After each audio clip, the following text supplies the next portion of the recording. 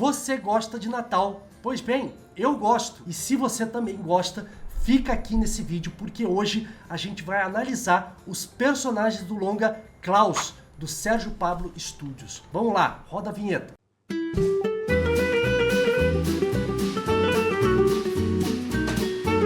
Em 2019 foi lançado pela Netflix o longa-metragem de Natal Klaus, que conta a história do Jasper, que é o filho do dono de uma empresa de correios de distribuição de cartas interplanetária do mundo inteiro, que decide mandar o seu filho para uma cidade chamada Smeerenburg, que é baseado na história real de uma vila chamada Smeerenburg, que é uma ilha que fica no Círculo Ártico, na região de Svalbard, do século 17. Já não existe mais essa vila, mas é baseado nessa história dos povos dinamarqueses, noruegueses que moravam nessa ilha e eram basicamente caçadores de baleias. Pois bem, essa história de Jasper, que tem que se deslocar 6.800 quilômetros, se eu não me engano, para chegar nessa vila.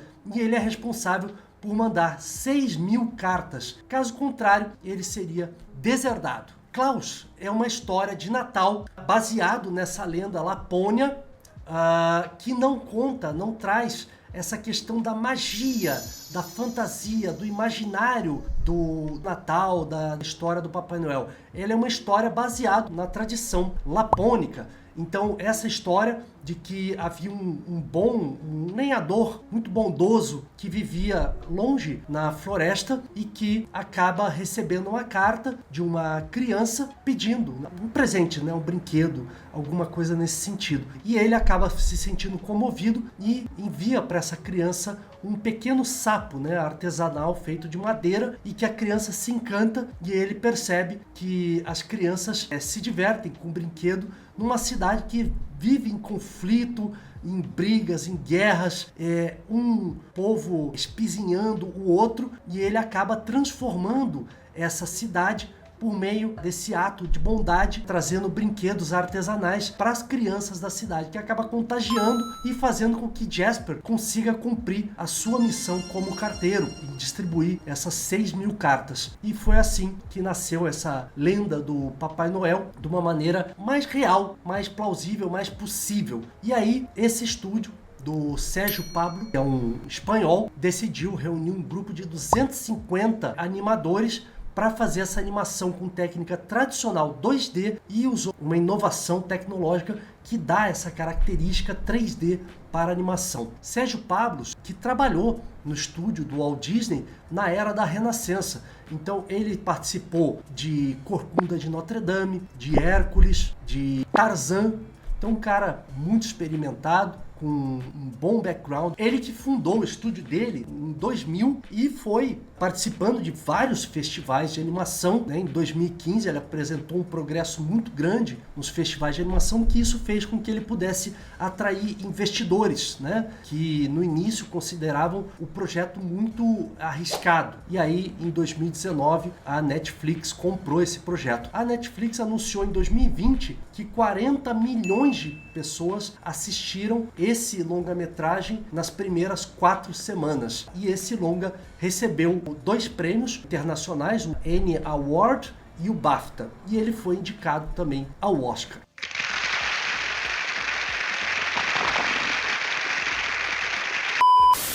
Ele, o Klaus, que competiu com filmes que ganharam, como Toy Story 4, Como Treinar Seu Dragão, The Hidden World, Missing Link, ou seja, grandes nomes, grandes produções de grandes estúdios, uma obra-prima da animação que vai ficar para a história da animação e com certeza vai ser um clássico que vai ser sempre relembrado nessa época aí tão especial do Natal. Pois bem, agora é a hora da gente desenhar. Então vamos para a prancheta, vamos estudar o design do Jasper, do Klaus. Quem sabe a gente pega aí mais um extra aí de surpresa para você que ficar até o final desse vídeo. Então vamos lá, vamos para a prancheta. Muito bem, hora da prancheta. Vamos fazer aqui o Jasper. Primeiro, tem um design, uma cabeça assim trapezoidal, com um aspecto meio desengonçado, o chapelão dele aqui de postman, né?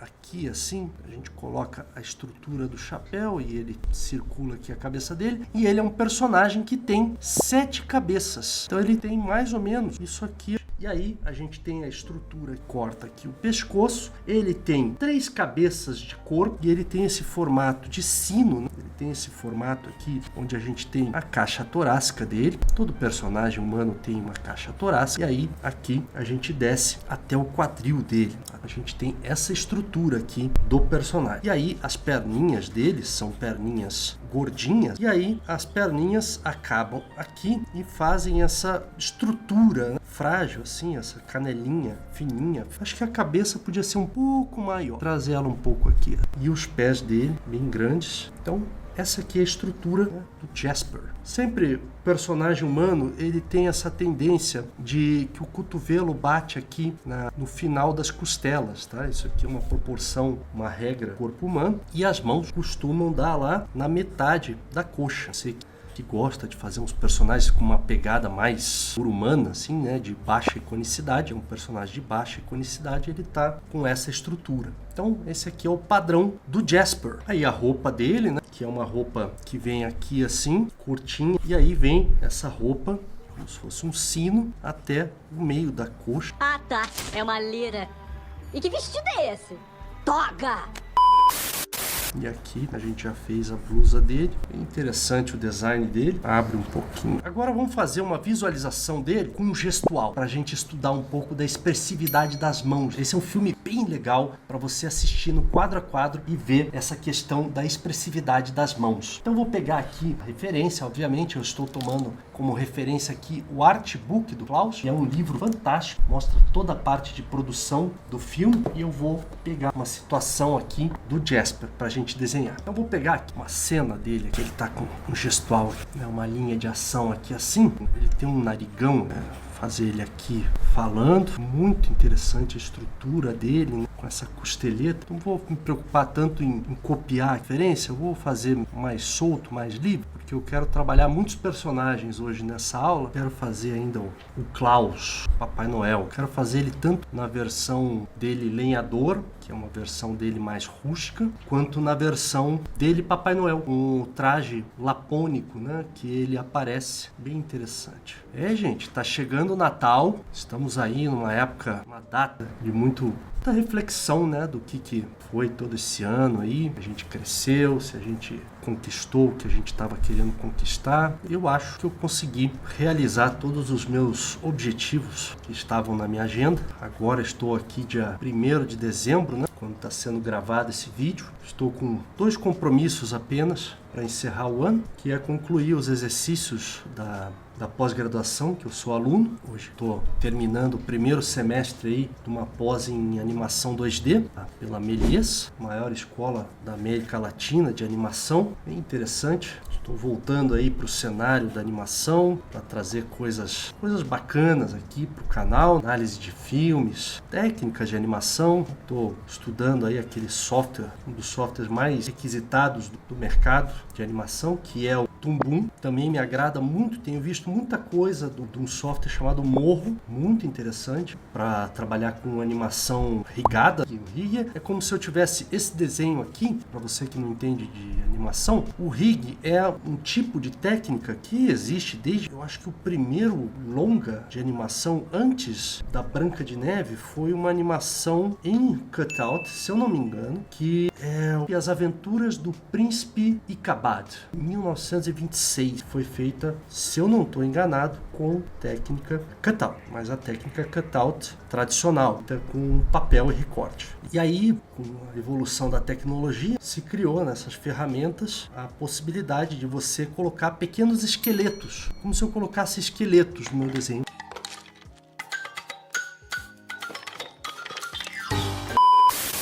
Vou colocar aqui para vocês verem. Então você vem aqui, né, coloca esqueletos aqui para a cabeça, aqui esqueletos para o pescoço, daqui sai esqueletos para o ombro, aqui sai um esqueleto, né?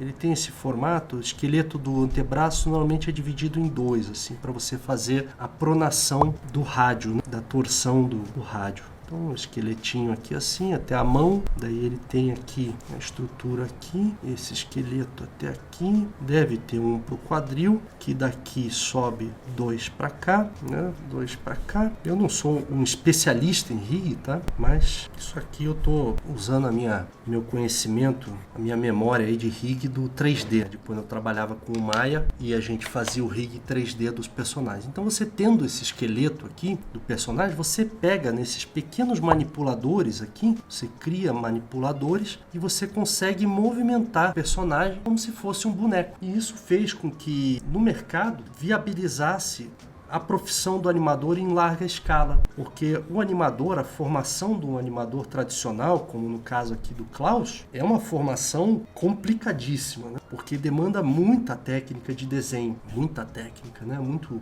domínio do desenho. Você vê a complexidade que tem esse personagem aqui, né? Para você conseguir estudar o model dele. E aí, com essa questão do esqueleto, a gente consegue animar, se concentrar não no desenho, né? No desenho com volume, coerência anatômica, mas na animação, no timing, né, do movimento do personagem. Então, muito interessante essa tecnologia. E aí a gente tem 2 softwares que se destacam nesse quesito, que é o Tumbum, que é o mais usado da indústria, e o Morro, que é um software que tem me surpreendido assim com a questão tecnológica dele, com a quantidade de avanços tecnológicos que ele tem para fazer animação cutout. Bem interessante. Então essa é uma curiosidade. Olha só essas mãos grandes, expressivas. Elas estão até pequenas aqui para o tamanho do rosto dele. A mão dele até é maior aqui assim.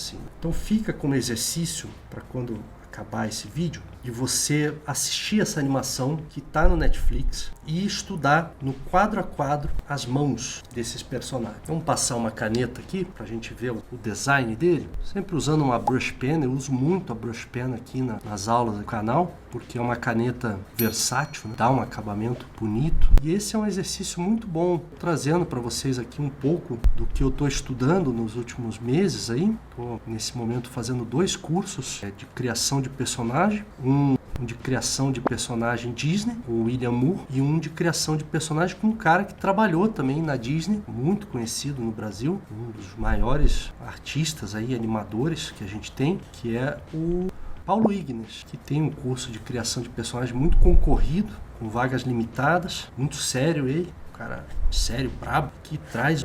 Eu voltei para casa, mestre. Esta não é mais a sua casa, e eu não sou mais o seu mestre. Umas técnicas de criação de personagem fantásticas. E um pouco que eu estou aprendendo aqui, estou trazendo para vocês algumas atividades que foram dadas lá no curso, compartilhando com vocês aqui um pouco dessa experiência. Isso é uma coisa que eu falo também no curso do Mestre Ilustrador, sobre as influências, o repertório de influências. Por que é tão importante você estudar o design, né, de personagens como esse? Para você absorver influências, para você estudar design de personagem e ver como que esses caras, que tipo de solução que esses caras dão, né, para poder construir personagens tão expressivos assim, né, bem construídos. As mãos desse desenho é fantástico. Olha só, fazendo aqui rápido, né? Dá pra caprichar mais aqui, mas tá tem um cinto aqui assim. Essa blusa dele que vem aqui, tem uns botões. Vamos aproveitar aqui, fazer uma aula bem completinha hoje para vocês. Vamos tacar uma aquarela aqui nesse Jasper aqui. Então eu tenho aqui um pincelzinho, ponta redonda. Ele tem essa paleta azul, quase azul, da Prússia. Se eu não me engano, na produção desse filme tem 6 camadas de pintura para conseguir dar o efeito tridimensional que eles deram. Muita gente, né, quando esse filme foi lançado, acreditava que o filme tinha sido feito em 3D, né? Mas por incrível que pareça, é um filme totalmente 2D. Tem 2 brasileiros que trabalharam nesse filme. Um deles se chama Sandro Cleuso, que é um dos maiores animadores que a gente tem no Brasil. Fantástico o trabalho dele. Ele tem o Instagram dele, dá muitas dicas de animação. Quem sabe a gente consegue uma entrevista aí com ele, para vocês conhecerem o trabalho do Sandro Cleuso, a trajetória dele, que é muito rica, né? Tem aqui. A minha paleta está um pouco mais viva. A paleta do Jasper tem muito branco. Vou colocar bastante branco assim e jogar aqui. Então esse é um exercício, né, de observação, de estudo do design, que é importante ser feito para você pegar essa referência, né? Para você entender o design de outros personagens e para você conseguir aumentar o seu repertório visual. E esse é um momento, né, como eu falo sempre, dei aula disso ontem na pós-graduação de ilustração infantil, após que eu sou coordenador, falando justamente sobre isso, que o estudo da referência, ele é um estudo que deve ser feito com calma. Estou conseguindo! E um pouco disso, e um pouquinho disso, quase pronta! No seu tempo livre, isso deve estar na tua agenda como desenhista de personagens, né, ilustrador, e é um momento muito divertido, muito interessante. Você dedica ali um tempo para estudar personagens que te agradam. Eu, no momento, estou estudando personagens Disney, né? Fiz agora essa semana um desenho do Mickey, fiz Pato Donald, fiz Animaniacs, fiz um design dificílimo do Long John Silver, do Planeta do Tesouro, de 2002, que é outra animação espetacular, né, baseado na obra do Robert Louis Stevenson, né, a Ilha do Tesouro, uma intertextualidade. Tem essa questão, essa obra acho que é de 1876, o Ilha, e houve também uma outra versão bem interessante da Ilha, que foi feita pela Disney em 1950, que é um filme que foi filmado preto e branco e depois ele foi colorizado, né, que se chama Ilha do Tesouro, clássico. Muito interessante esse. Então, a partir de agora, né, que você está aí acompanhando esse canal, está prestigiando meu trabalho, pega esses conselhos aí que eu estou te dando e bota em prática. Assiste os desenhos animados que eu trago aqui para vocês, mas assiste com um olhar mais faminto, assim, né? Um olhar de alguém que quer viver disso, que quer entender os mistérios, né, dessas técnicas, para também se tornar um ilustrador, um animador, trabalhar em grandes produções. Isso é um sonho totalmente possível hoje em dia, totalmente alcançável, né? Mas que vai pedir para você abrir mão de algumas coisas, abrir mão de alguns confortos, vai te pedir para sentar mais horas na prancheta e menos horas no sofá, a não ser que você esteja estudando animação no sofá. Se você não estiver no sofá, você vai estar sentado na prancheta estudando, dedicando o seu tempo. Teve um caso de um aluno, foi um dos poucos alunos que realmente queria trabalhar com animação, o Jonathan Edward, um aluno meu. Isso lá, estou falando lá de 2006, 2007. E aí ele falou, não, eu quero aprender animação. Falei, legal, vou te ensinar. Na mesa de luz, tradicional. Que nem nos velhos tempos, né? Que nem nos velhos tempos. É, tô moidinho. E aí comecei a ensinar para ele e tal, e dei algumas tarefas de casa. E aí ele passou uma semana, ele veio e não fiz nada e tal. Aí passou 2 semanas, não fiz nada e tal. Naquela época era a época do MSN, né? Do Orkut, do MSN. E daí, depois de 3, 4 semanas que o cara não fazia nada, só desenhava na aula, né? Aí eu peguei e falei, cara, sabe qual que é o bem mais precioso que a gente tem? É o tempo. Esse não dá para resgatar. Que depois que ele passou. E o tempo, para quem gosta para quem ama, quem diz assim, eu amo desenho, né? Eu amo animação, né? Quando você diz isso, qual que é a expressão máxima do amor, né? É o tempo dedicado. Então, quando você diz que ama alguma coisa, você tem que dedicar tempo. E esse rapaz não estava dedicando. E daí eu perguntei para ele, você ama MSN? Não. Mas por que você se dedica 2, 3, 4 horas por dia batendo papo no MSN? Você ama essas pessoas que você está conversando aí? Não ama. Orkut. Você ama o Orkut? Faz diferença na sua vida? Ficar lá trocando mensaginhas no Orkut? Não. E a sua mãe? Perguntei para ele. Você ama a sua mãe? Claro. E a mãe dele era uma pianista formada, né? E eu falei para ele, quantas horas essa semana você dedicou para ouvir a sua mãe tocando piano? Ou para sentar ao lado dela e estudar piano com ela? Ele falou, nenhuma. E a semana passada? E ele disse, nenhuma. Eu falei, há quanto tempo que você não dedica um tempo para sua mãe? Desenhando, pintando, assistindo um filme junto com ela? Pois é, você fala que ama a sua mãe, mas você não dedica tempo. Então talvez você esteja aí com uns valores invertidos, né? E aí depois dessa conversa, ele se tornou um dos meus melhores alunos. E ele se formou em animação comigo, ensinei tudo que estava ao meu alcance, e aí ele seguiu em frente. Depois ele fez um curso de animação muito conceituado na época, caríssimo, caríssimo, caríssimo, que se chama Animation Mentor. Quero um dia fazer esse curso também para formar animadores 3D. Gostaria muito de fazer esse curso. São quase 2 anos e meio, 3 anos de curso, do básico ao avançado. E ele se tornou um animador muito bom, muito competente, muito conceituado. Trabalhou em trocentas filmes aí, produções. Mas a questão é essa: se você ama, se você diz que ama, mas você não dedica tempo, talvez você não ame tanto assim. Talvez isso não seja uma coisa que te fascina tanto assim, né? Muito bem, fazer aqui um estudo baseado num estudo do próprio Sérgio Pablos, um estudo mais antigo, do início da produção, do Klaus, que eu achei bem interessante, né? Como que ele usou a manipulação das formas para criar um personagem tão icônico assim, né? Tão diferente, tão ousado, né? Olha só, olha essa silhueta, né, da cabeça, essa deformação da cabeça. O crânio, onde é que tá o crânio, né? O crânio tá aqui, ó, pequenininho assim, vem esse nariz gigante, essa mandíbula aqui, ó, que viria o zigomático, o esqueleto dele com essa mandíbula invertida. Que palavras complicadas, Patrick. Você nunca disse isso antes. Bobagem, o meu vocabulário está se expandindo sem limite.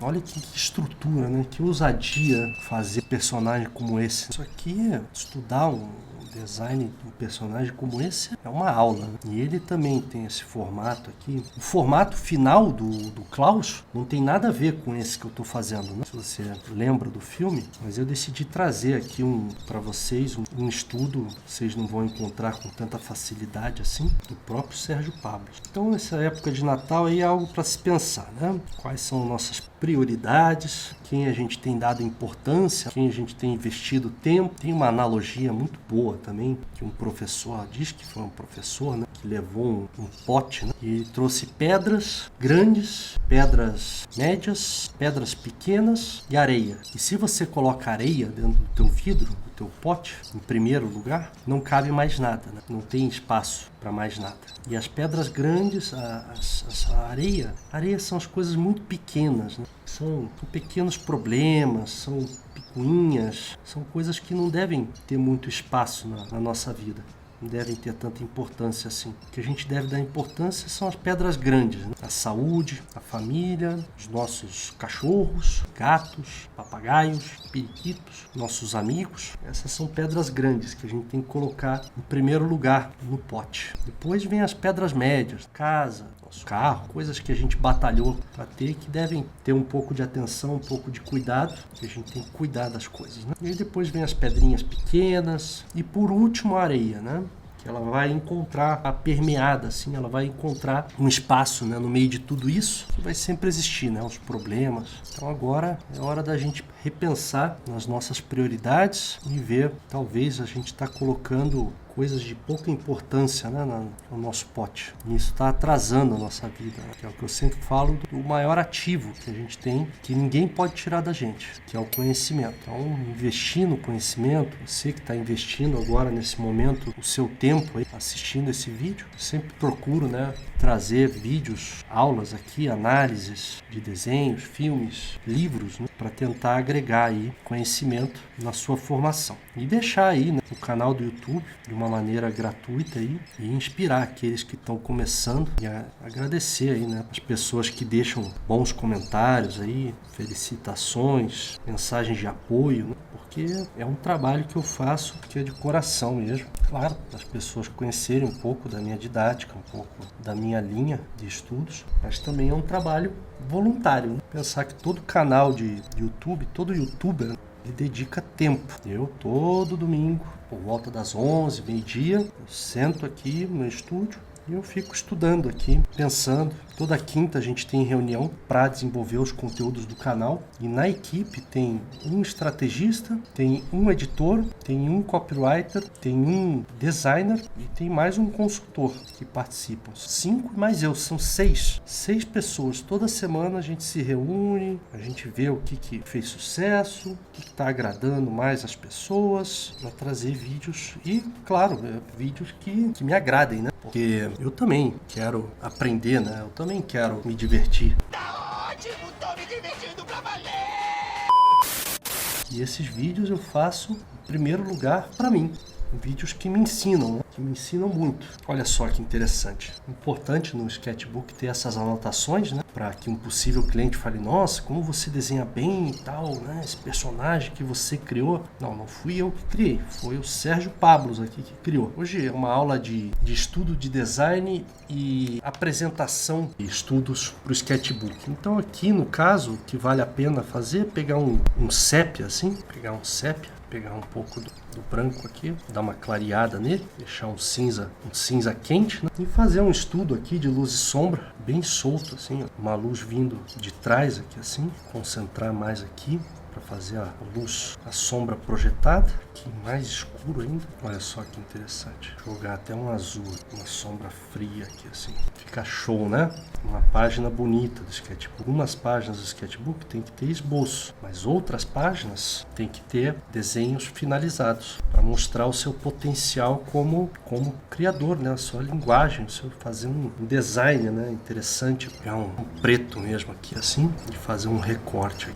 Fica muito show, né? Mas o design final do Klaus, né, é mais ou menos isso aqui, assim. Ele com a roupa nórdica, né? Ele fica meio assim, aqui. Ele é tipo um bloco, assim, né? Mais ou menos assim. Com essa roupa originária, inspirada nas tribos Sami. Eu fiz uma vez uma versão da história do Natal, inspirada na lenda da Lapônia, que eu fiz, eram seis ilustrações, de que a origem do Papai Noel é de que do povo Sami, quando o filho lá atinge uma idade que ele tem que se tornar um adulto, né, ele sai para caçar o urso polar, né? E aí ele sai da vila e quando ele acha o urso, ele mata o urso e aí ele pega a pele do urso e veste ela do avesso. E daí fica toda aquela carne exposta vermelha, né, com os tufinhos brancos saindo ali pela manga. E quando ele chega na vila, ele tá com a barba congelada, com a barba longa, né, uma barba grande congelada e aquela pele vermelha exposta, né,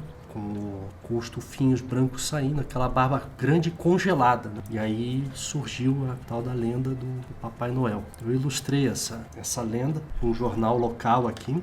Olha lá, isso aqui é a estrutura do Klaus nórdico. Esse daqui é o Klaus nórdico. Muito bem, tivemos aqui uma produção de design com base no Klaus. Fica então de tarefa para casa. Assiste o Klaus, mas assiste com fome. Pode comer ali enquanto o seu peru de Natal, né, o seu tender com molho de abacaxi, ou o seu cuscuz marroquino ali, né, a sua salada de salpicão com pedaços de maçã, mas você assiste essa animação com fome, olhando o movimento, principalmente o movimento, as cenas, as ações, as antecipações, a expressividade das mãos, o design dos personagens da vila, as estruturas das casas, que são muito a vila, né, de Smearenburg. Assiste com fome. E ó, sketchbook na mão e desenha, tá bom? E aí depois você posta nas suas redes sociais, me marca para eu poder acompanhar a sua evolução, tá bom? Vou deixar aqui uns vídeos aqui para você assistir e a gente se encontra no próximo vídeo.